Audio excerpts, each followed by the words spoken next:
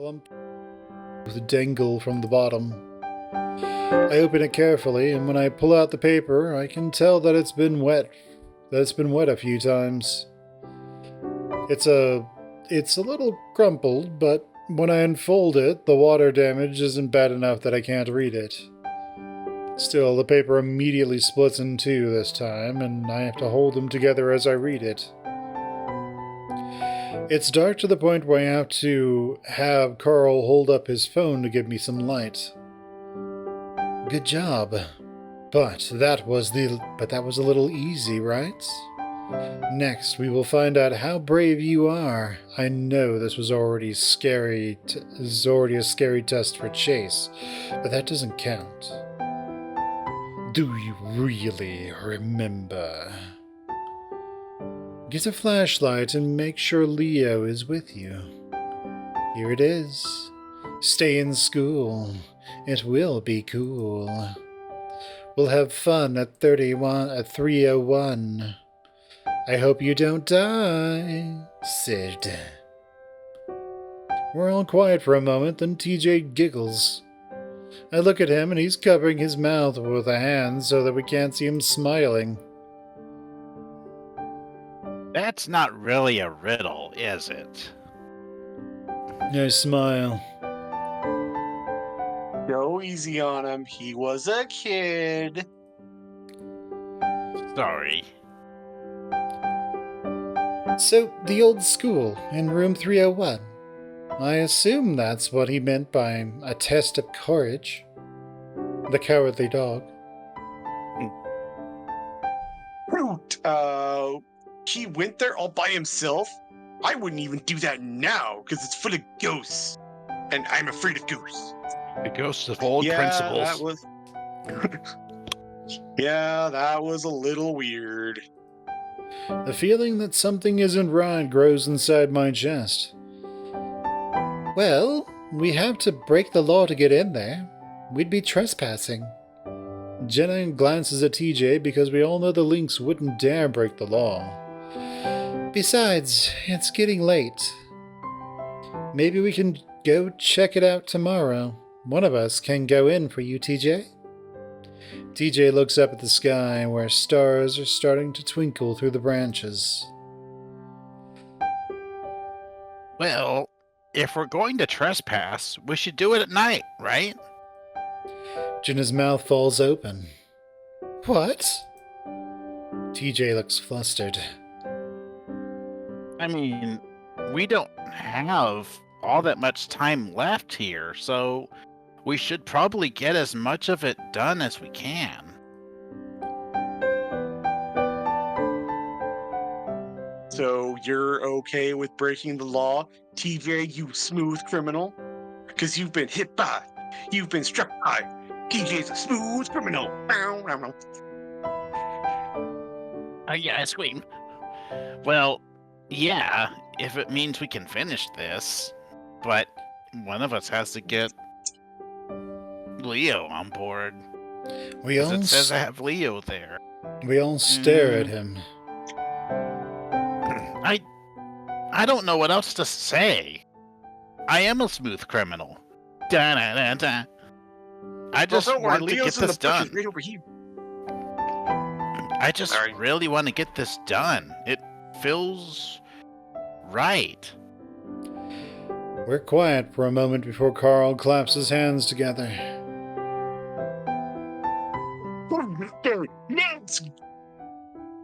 We still got a few hours before I go to bed. You know, my early bedtime of 3 a.m. from my pot smoke. Jenna sighs loudly. All right, but I want to get back before 10 so that I can finish my papers. Yeah, don't worry. Onward, adventure. My edible just kicked in, so I'm all about adventure now. Woo! Carl marches ahead of us, taking a running leap to cross the ditch. I look at TJ, who's looking fidgety again. Hey, we'll finish this before we have to leave, okay? TJ gives a small smile. Okay. Carl says that a cop still patrols Echo randomly at least once a night. Because of that, we let Jenna sit out in the car and keep watch. If someone shows up, she'll text us, which should give us time to get out the back of the school. It'll still look suspicious as hell, but as long as we're not caught on the property and have some sort of excuse, well, we should be fine. At least that's what Carl says. We stand there in front of the door, and I notice that a couple of chains hang loosely over the doors. No lock to be found. Well, at least that hasn't changed. Carl shrugs. I mean, it lost the observatory from, 1915, but, who's counting? Teenagers break in here all the time. No point putting the lock on every time. I mean, it's where I get high with the teenagers. Carl gives the door a shove, and it slides open very slowly, letting out an unearthly squeal as it does. The three of us stand there, staring into the abyss. TJ fidgets next to me. Having second thought.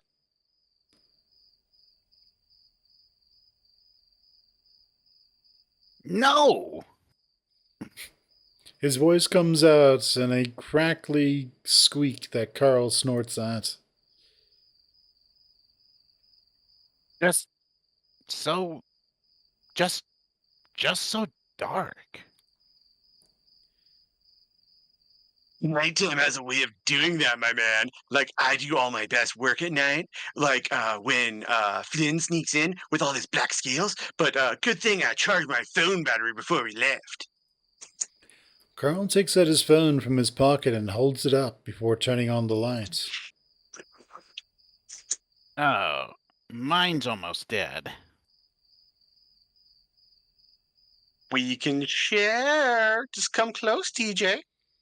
Also, why didn't these idiots decide to bring a flashlight? Maybe 3 flashlights?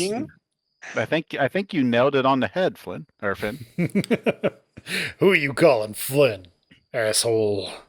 Hey, you'll get over it. You just got to do it. Cycle through all of us for 6.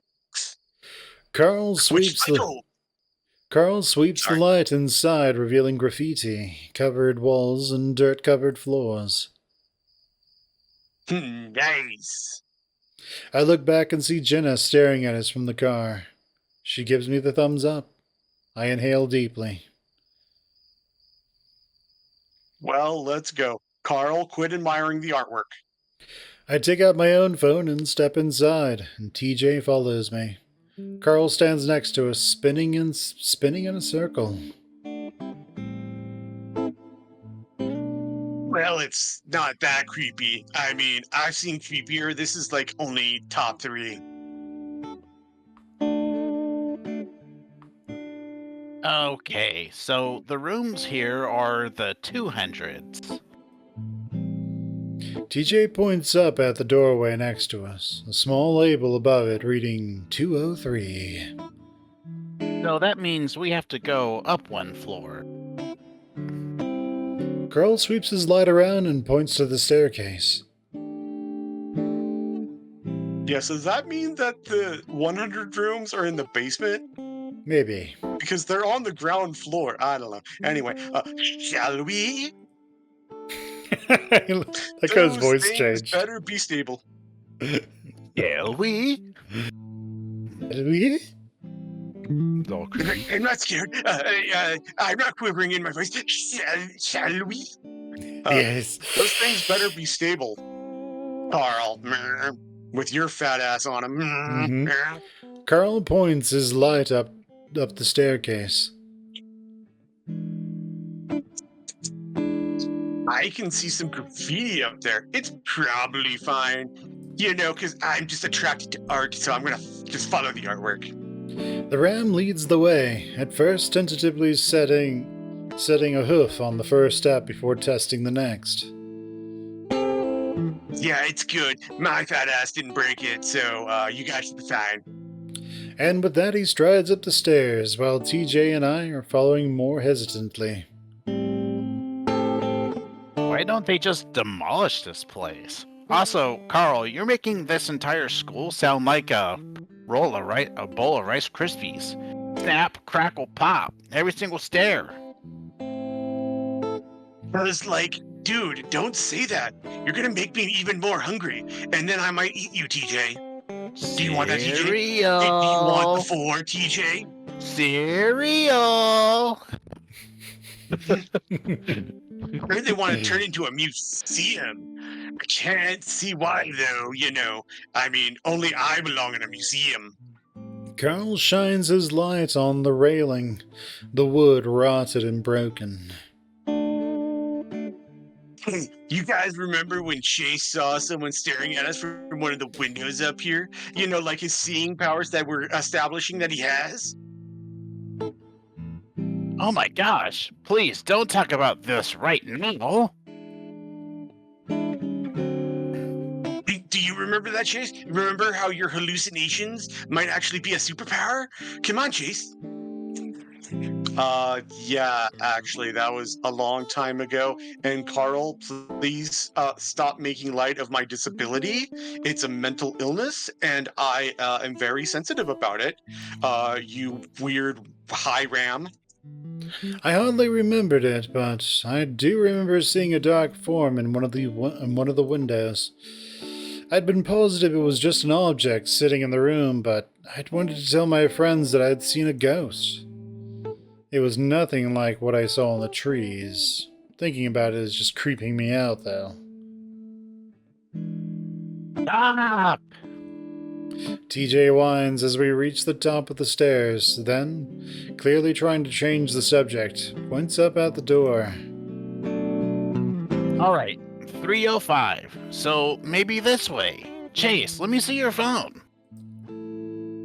TJ takes it from me. Going through his pictures. Yeah, I was about to say that. TJ takes it from me, immediately goes to gallery and blushes, and then switches it off of gallery. TJ takes it from me and points it up at the next door over. Yeah, 304, so the last one down.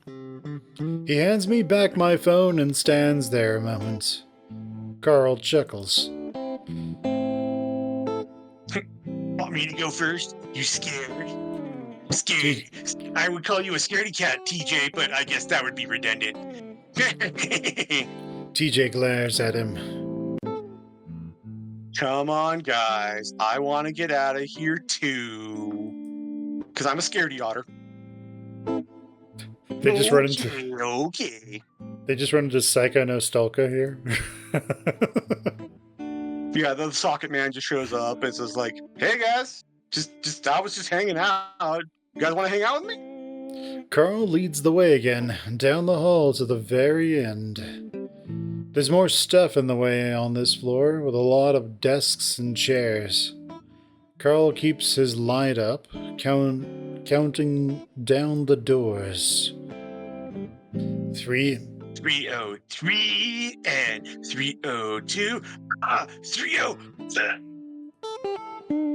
TJ jumps a foot into the air, and I point my light at Carl. What? Carl turns around sheepishly, rubbing his hips. Okay, that is just a redundant sentence because he is a sheep. Ran into the stupid desk. Hurts like a mother. Sorry, Teach. Really, Carl? TJ clings to me, taking a deep breath. But here's the door. Why was a desk outside in the hallway? We'll never know, but apparently we weren't in the door yet. Carl points the light back up above the door, and sure enough, there's a 301 up there. TJ and I stand next to him, both staring into the dark room. Yeah, I'm trying to remember. That might have been Blythe's classroom in the Murdoch route in the smoke room, but I don't remember offhand. But anyway, hey, I think this might actually be the room you saw the thing staring at you from. Remember your mental illness, Chase? I'll remind you. I'm just waiting for Carl. TJ to tell Carl. Carl, will you just shut up? There's a warning tone in TJ's voice. I rub my chin. Actually, yeah, I think it is. Thanks for the yet another reminder, Carl. Yeah, Carl. You know, we can all probably run faster than you if we trip you, right? We don't have to We don't outrun have the to outrun the monster. bear, We just have to outrun you. TJ We weren't in sighs. sync yet. TJ sighs loudly and closes his eyes. Guys, please, can we just... What? Yeah. I'm Carl. I'm excited. Ah! Carl thrusts his hands into TJ's side as he yells, sending TJ into a hysteric fit of screaming and grabbing onto me. I stumble as I try to keep the lynx from rending my flesh with his claws. Oh, shit. Sorry. Oh. Carl reaches out to, I assume, comfort TJ, but gets a backhand across the face in response. You ass! I watch the two of them with wide eyes, never having seen TJ so indignant. Carl stares back, a hand up to his cheek. I was going to say, we should have like a TJ swears counter. I mean, it wouldn't get very high, but it would be, fun to notice. It would have to be like Sometime. this, it'd have to be like this surprise, like, furry. Like, the little emoticon where it has, like, the hands up by the face, up on the face, like, oh my gosh! Like that, on either cheek. And it just goes, oh! No. We just have, like, the boy kisser cross the screen. Be like, you like saying swears. Anyway. What is that?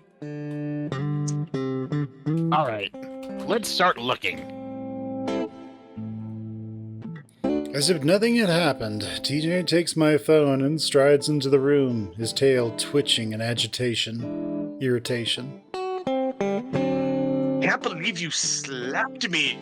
Like, where was that in the thing? Did I miss that? Carl calls after him but gets no response. I smile, trying not to laugh as I walk past the ram. And you? I slap the ram. The ram goes and talks to That Jenna sounds about like it. the prompt, She yeah. slaps the ram as well. Yeah, We get back to the- from the car, We gets get- a full running start, just runs by with a slap, and then just runs back to the car. Police officer shows up, runs in, slaps the Carl. Goes back on his patrol like nothing happened. He asks me, rubbing his cheek as he follows me in. Hey, you asked for it. Probably not the best time to scare him. I mean, he has those really sharp claws. I mean, he's slashed me already in the game. Carl, saying. Yeah, whatever. What the hell are we looking for anyway? I mean, other than a note like we established with the last two notes? I look around. From what I can see, there's not much left in the room. A few desks are pushed up against the wall, and aside from a chalkboard and map at one end of the room, there's nothing else. I go over to stand by TJ at the other end of the room, looking at the desks. I would like to see a map of the Echo world. Like, what's their geography class like? Here's Huxley Land. Instead of America, it's Colombia. Over here, there's, Batavia. Or however it would work. There's not much left in here, Anyway. is there?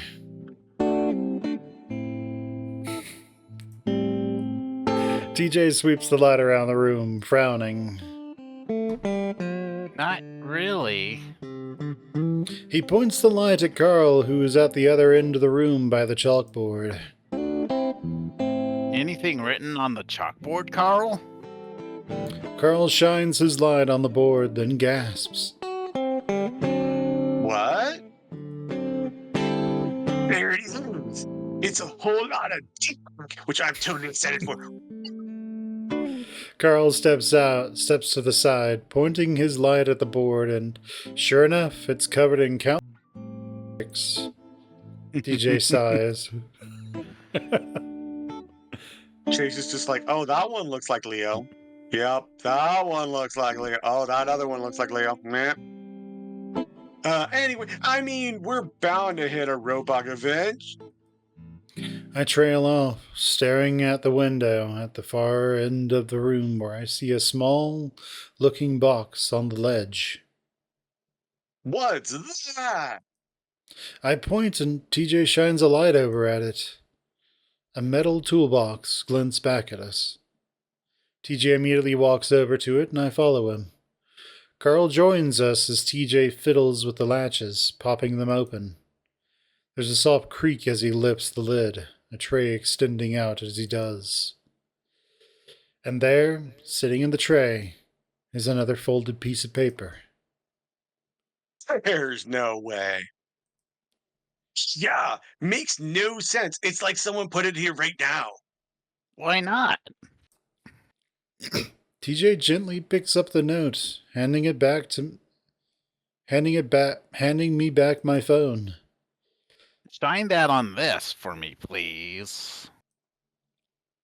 Someone would have had to taken it by now because, you know, people love taking random notes out of toolboxes. Well-known fact. Well, they didn't, see? TJ had unfolded it, and he shows me the handwriting, the exact same we'd seen on the other two notes. I frown, but I don't say anything more. Maybe it did just sit here for the past 10 years, no one wanting to bother with an odd-looking toolbox. But this place is broken into regularly, with the whole point being to tag and take stuff. Someone definitely should have taken it by now. This is all on top of the idea that Sydney came in here as a little kid just to hide a note. Something isn't right, and I'm starting to feel uneasy. Wow, just now you're starting to feel uneasy? Not in the haunted old school? Huh. Strange, none of you have weapons to defend yourselves with when, like, some crazy-ass bear shows up? I don't have time to dwell on that, though. Ectoplasm? Yeah, I don't have time to dwell on that, though, as TJ begins to read. So you went to the school. You found it with some old tools. Next, go to where I sleep. It's where I keep my secrets, something Chase can't keep. Sid. Ouch. It's silent for a moment as we all take that in. You must feel I feel my face flush and my wonder what in the hell that last line was supposed to mean. Carl and TJ don't look at me, but I sense that they want to. Carl is the first one to make a sound, clearing his throat. So, Sydney's grave? I mean, bedroom, maybe? grave. Yeah, that's where he sleeps now. Mm-hmm. The bottom of the lake. No. Only Chase can get down there because he's an otter. That's what I'm thinking. This is a kid writing this stuff. So it should be pretty straightforward. We just have to go to his room. I shake my head. Really, guys? Really? TJ finally looks over at me. What? There's a defensive tone in TJ's voice, and I know he knows what I'm about to say. This is way too much. TJ frowns at me. Too much what? You know, as a gay man, TJ, I like me some camp, but this is just getting too campy. Like, even I, Chase Hunter, am not too gay, is too gay for me. You know. I trail off, not used to TJ looking at me this way. He lets the silence drag on, and I look over to Carl for help. He clears his throat again. You know, Teach, this is really weird. Like someone would have probably taken it by now. So like it's sus as hell. Which one among us could have done this? Why does that have to be the case? People could have just missed it. We almost did. TJ looks back down at the note, holding it in both paws. I reach out for it, but TJ pulls it back like I'm going to try and steal it from him. Can I look at it for a second? You know, here near this open flame, and oh, oops, it caught fire. TJ can't do it anymore. TJ hesitates, then holds it out to me slowly. I eye the links as I reach out, taking the note from him gently. TJ's behavior alone has me deciding that this whole thing is definitely a bad idea. The note looks old, just like the first two we found. The writing looks the same, too. Maybe it is possible that Sydney came in here to hide the note, wanting to make the scavenger hunt especially scary for us, but still, I can't shake the feeling that something is off about it. I need to find time to really think about this. For now, though, I hand the paper back to TJ, who takes it from me gingerly, as if worried it'll fall apart. Carl, do you know who lives in Sydney's old house now? Carl tips his head back as if thinking. I can't remember his name, but he's like a red panda. I think his name's like Agresco. Well, let's go then. I give a start. To the house? His family moved out right after. It's like, after that horrible tragedy, they wanted to get away. It happened. There's no way it's still there, TJ. The other two were. This is different, though. We have to break and enter, which we've already done once tonight. You know, you can't do it twice in one night. That's double jeopardy. Think logically, TJ. We might as well try. I can't imagine showing up to the new homeowner and telling him about Sydney and this post-humanist scavenger hunt and him just letting us in. But the determined look on TJ's face tells me right away that I won't be able to talk him out of it. I sigh. Well, we can at least do it tomorrow, during daylight, and it would be less weird than us waking him up in the middle of the night for this, TJ? I look at my phone. It's almost 10, which is early for Carl. TJ doesn't say anything as he looks out the window, his face barely visible in the darkness. Carl shifts around next to me. Yeah, I'm getting pretty tired. I haven't had video games in an hour, so I need my fix. We have all day tomorrow.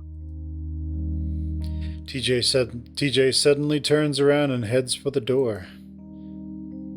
Fine. But we are going. I am, at least. Carl glances at me, probably feeling as uneasy as I am. Yeah, TJ's just gonna, press on by himself. He doesn't need no friends. He don't need no man. Hey, I'm coming too. I just think it would be easier. TJ doesn't respond, and we make the rest of the treacherous journey out of the school in silence. Jenna looks up from her phone as I slide into the driver's seat.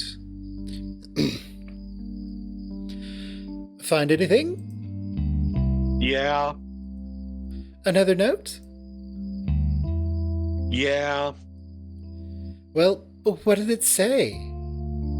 I busy myself with searching my pockets for the keys, so Jenna turns in her seat to look back at Carl and TJ. Well? Next one is at Sydney's old house. What? Really? Yes, we're going there tomorrow, which is only 2 hours away. TJ doesn't offer anything more, so Jenna turns back around in the seat and gives me a look. She seems to sense the mood, though, and doesn't question any further. As I stick the key into the ignition, TJ speaks up again. Chase, what did he mean by you not keeping secrets? A moment of silence goes by before I answer. TJ, I told you, quit asking me about my many and sundriest murders. I mean, I don't know. I don't remember. It's been a long time. I lay awake next to TJ, listening to the lynx's steady breathing. I've been tossing and turning for the past 3 hours, trying to get some sleep, but my mind won't settle. This whole scavenger hunt has left me with such a bad taste in my mouth. Something about it is especially unsettling, and I've turned it over in my mind, examining it from every angle, and now I'm sure of it. I saw that fox hanging in the forest after Sydney died. That's why I was there in the first place. That's why I've been so sad. I turn over on my side, gripping my pillow in both paws as I stare at the wall, listening to TJ's soft snore behind me. So how the hell is any of this happening? It's scary, but not because I think Sydney's ghost is riding scavenger hunts or some that. No. Someone wrote the notes pretending to be Sydney, then planted them around town for us to find. And that someone is likely one of us. Leo, Carl, Jenna, Flynn, or even TJ.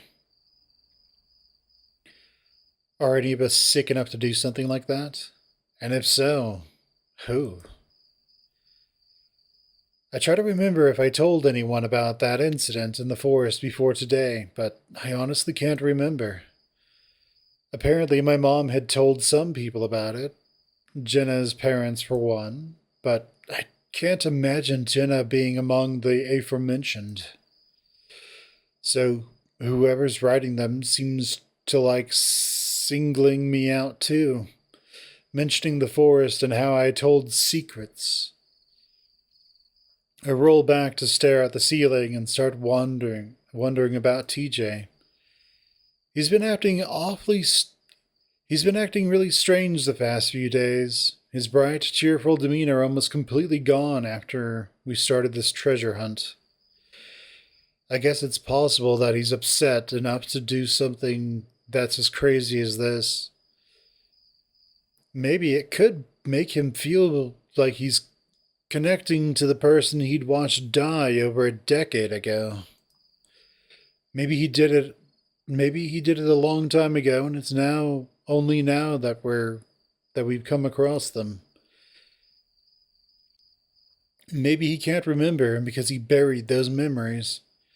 Those papers do seem pretty old, but I can't shake the feeling that this person has it out for me in some way. I think about Carl. I think about how Carl was the one to find the first letter.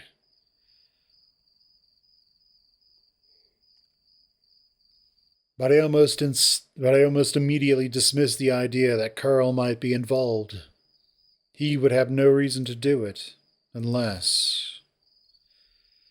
The only other person I can even imagine doing this is Flynn.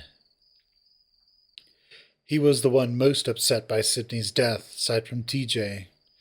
Carl and Flynn seem to have grown pretty close over the past year or so. Could the two of them be involved somehow? Your boyfriend's. It's pretty suspicious that it would just show up in Carl's basement. I roll back on my side, preferring to stare at the wall. I don't like suspecting my friends like this, but this whole thing is messed up on so many levels, and I'm really worried about TJ. Depending on how this all ends, it could make things even worse for him. Considering how Flynn treated TJ at the river, I wouldn't be surprised if it's leading up to something terrible. And on top of all of that, there's the insidious way that these rhymes refer to me. I decide that I'm going to have to do something after we find the next note, depending on what it says. If we even find it at all. I'm hoping that we don't. Give you $1.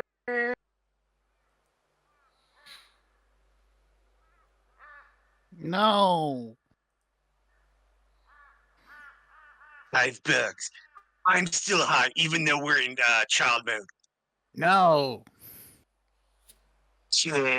And I'm rich. No. You could buy like 20 candy bars with that money. Because remember I'm not pre-inflation? going in. All right. Quit yelling. Carl and I swing side by side, synchronizing our legs so that we swing back and forth at the same time. As always, it doesn't work because Carl's so much heavier than I am. The wind feels good on my fur, finally cooling me down after being out in the heat all day. Toby sits on top of a slide next to us, watching with a bored look on his face. It's my turn, Chase. In a minute. It's been like 15 minutes. Toby sighs and sits back, pouting. I look back over at the old school and smile. But if you go inside, I'll let you. That's no way a double entendre. No! Shout seems to echo around us, even I giggle. Fine. We swing a little longer, the rhythmic squeaking of the chains being the only sound. When's Sydney coming back with the popsicles? He's taking forever, even though I'm the ice cream boy. Maybe his mom caught him and made him stay home? You know, they are abusive. Ugh. Carl leans back in the swing and I feel the entire thing shift around. I wonder if it's going to collapse. Yeah, that's right. Carl is now secretly the Blob from X-Men, so he just has gravitational powers. We should like go to your house, Chase. It's too hot, and you have a pool. I want to swing. Feet and let them kick through the dirt as I slow myself down, sending a cloud of dust in the air. This talk about Sydney reminds me of something I'd been told about yesterday, and now that he isn't here.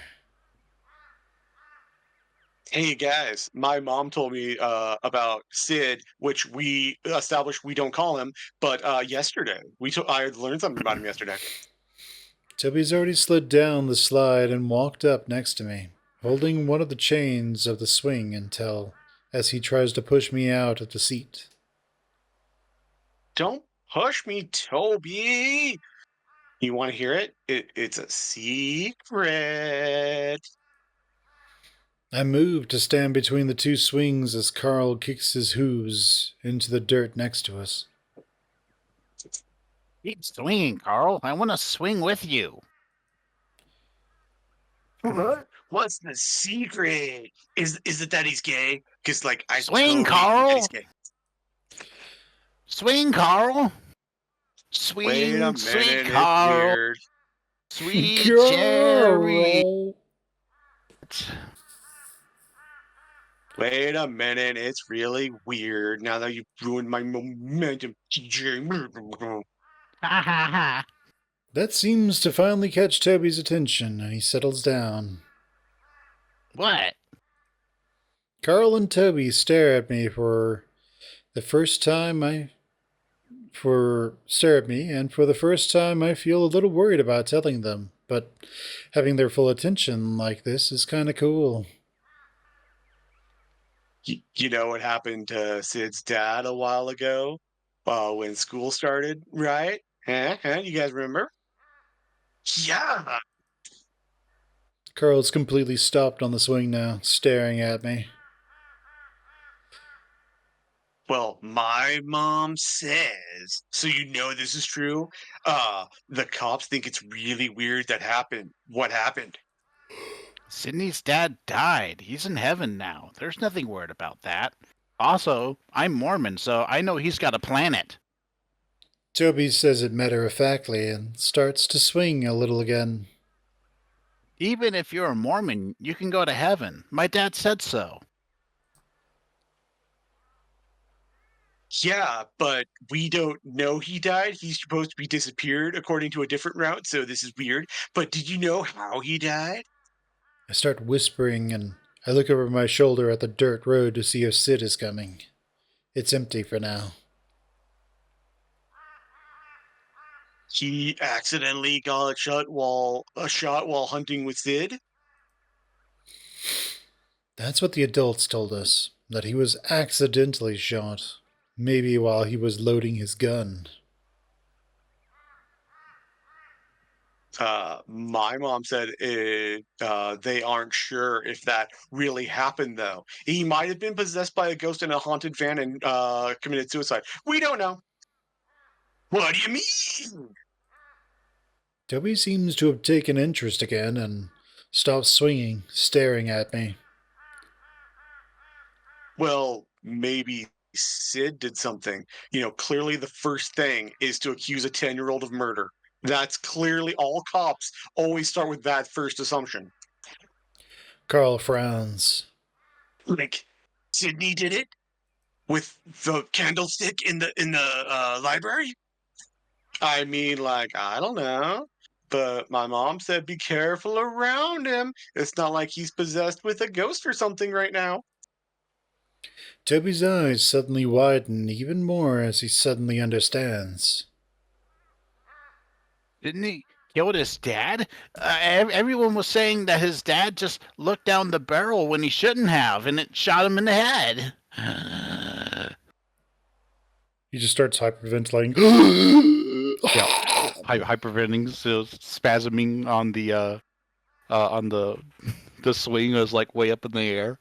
It clearly Just starts clearly to wasn't possessed by a ghost. I mean, there are no ghosts in Echo. Certainly, right. Samuel Ayers has nothing to do with any of this. yeah, I think DJ just starts having a like a seizure dance while the swing is just going back and forth. It's really high.